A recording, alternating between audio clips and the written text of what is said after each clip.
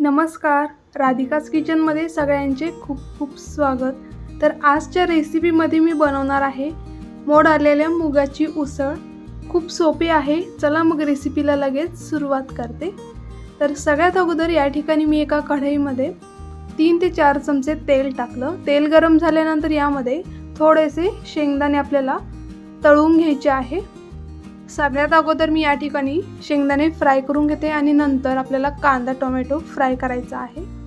तर हे बघा, या ठिकाणी आपले शेंगदाणे छान लाल झाले, तर हे काढून घेते.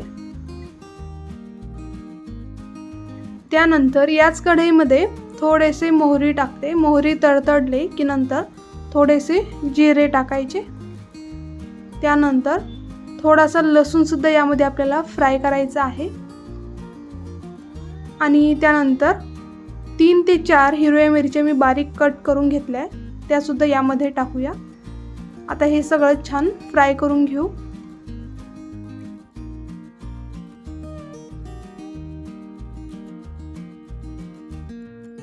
आता लसूण मिरची सुद्धा मस्त लाल झालेली आहे. आता यामध्ये बारीक कट केलेला कांदा टाकूया.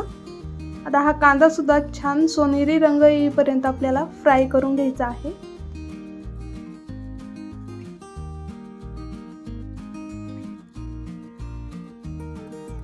कांदा थोडासा फ्राय झाला की नंतर यामध्ये मी अर्धा टोमॅटो असा कट करून टाकते. आता हा कांदा आणि टोमॅटो आणखी 2 ते 3 मिनिटं आपल्याला फ्राय करून घ्यायचा आहे. तोपर्यंत मी तुम्हाला मोड आलेली मूग दाखवते. तर हे मोड आलेली मूग आहे.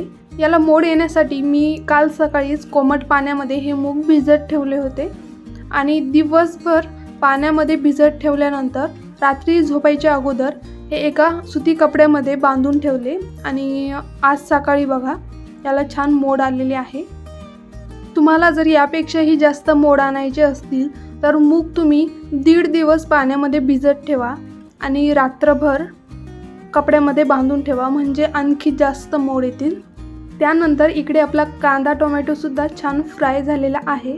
आता यामध्ये आपण थोडेसे मसाले टाकूया. तर सगळ्यात अगोदर 1 टीस्पून धने पावडर टाकायची.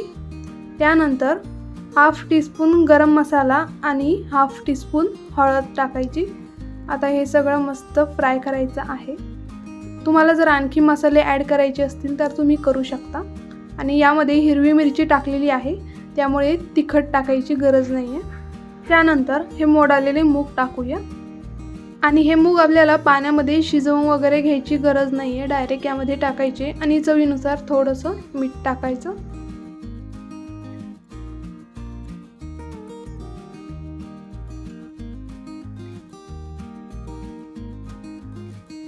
सगळं छान मिक्स करून घेतलं की नंतर यावरती 2 ते 3 मिनिटासाठी आपल्याला झाकण ठेवायचं आहे. तर 2 मिनिटं झालेत. आता यावरचं झाकण काढून घेऊया. आणि आपले मूगसुद्धा थोडेसे फ्राय झालेले आहे. तर सगळं पुन्हा एकदा चांगलं मिक्स करून घेऊ आणि नंतर यामध्ये आपण अगोदर फ्राय करून घेतलेले शेंगदाणे टाकूया. आणखी 3 ते 4 मिनिटं हे मूग आपल्याला असेच फ्राय करून घ्यायचे आहे, म्हणजे शिजवून घ्यायचे आहे, तेव्हाच ते छान नरम होतील. तर आता मुगाची उसळ तयार झालेली आहे. शेवटी यावरती बारीक कट केलेली कोथिंबीर टाकली आणि गॅस बंद केला. तर या पद्धतीने मटकीच्या उसळसारखी मुगाची ही उसळ तुम्हाला आवडली असेल तर ही रेसिपी तुम्ही नक्की ट्राय करा. आणि ही रेसिपी तुम्ही टिफिनमध्ये, लंच बॉक्समध्ये देऊ शकता.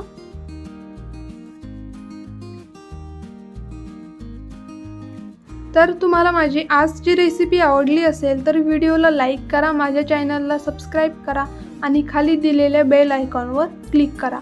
तर पुन्हा भेटूया अशाच एका छान रेसिपीसोबत.